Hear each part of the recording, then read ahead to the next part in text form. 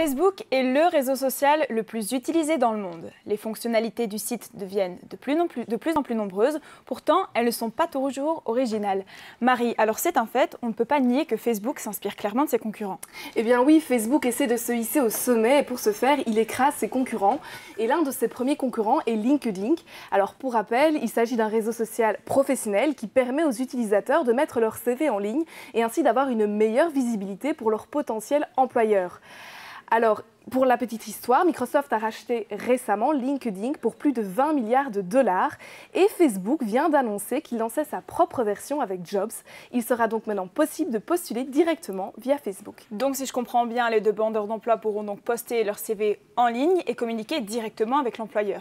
Oui, tout à fait. Ils viendront télécharger leur CV dans leur profil et ils pourront postuler directement via Facebook. Pour ce faire, ils se rendront sur les pages Facebook des entreprises les intéressant dans l'onglet Emploi. Et là, seront regroupées toutes les différentes offres d'emploi avec à côté à chaque fois un bouton candidater. En cliquant sur ce bouton, un formulaire s'ouvrira qu'on devra remplir et une fois qu'il est rempli, il n'y a plus qu'à l'envoyer et vous aurez postulé. Alors les employeurs, eux, devront répondre manuellement puisque Jobs n'est pas encore connecté à Messenger ou alors ils devront se rendre sur le profil privé du candidat. Ce qui est intéressant ici, c'est que LinkedIn ne touche que 465 millions de personnes, alors que Facebook atteint 1,8 milliard de personnes.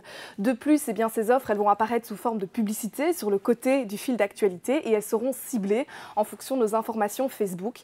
Donc pour l'instant, Jobs est en essai aux États-Unis et au Canada et il arrivera très prochainement en Europe.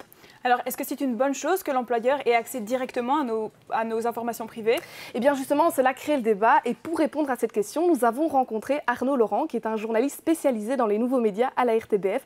Je vous propose de l'écouter. Les employeurs peuvent directement aller sur le profil personnel de quelqu'un avec les bons et les mauvais côtés. Donc c'est-à-dire que le bon côté, c'est qu'on aura les vraies informations de quelqu'un qui n'essaye pas de se dissimuler derrière un profil un peu trop sérieux. Les mauvais côtés, c'est que justement, on aura toutes les informations sur quelqu'un. Non, je sais bien que Facebook, pendant le développement de Jobs, essaye justement de mettre de côté certains aspects. Donc il y aura moyen de verrouiller son profil par rapport justement à la recherche d'emploi. Par exemple, des photos de soirée, des choses comme ça. On pourra les verrouiller uniquement pour la recherche d'emploi et elles pourront rester accessibles aux amis. Dans les nouvelles applications de Facebook, on retrouve aussi Marketplace. Ici, le concept, c'est de créer une plateforme de vente en ligne directement sur Facebook. Ben oui, donc ici, Facebook s'inspire clairement d'eBay. Alors pour l'instant, Marketplace est uniquement disponible sur smartphone et il ne nous propose que les groupes de vente qui se trouvent aux alentours en fonction de notre position. Mais il a appelé à évoluer puisqu'il sera très prochainement disponible sur ordinateur et il va mettre en place un véritable système de classification en fonction des produits qui pourront aussi bien être vendus par des particuliers que par des indépendants. On peut alors se demander mais quelle est la différence entre eBay et Marketplace? Arnaud Laurent tente de répondre à la question.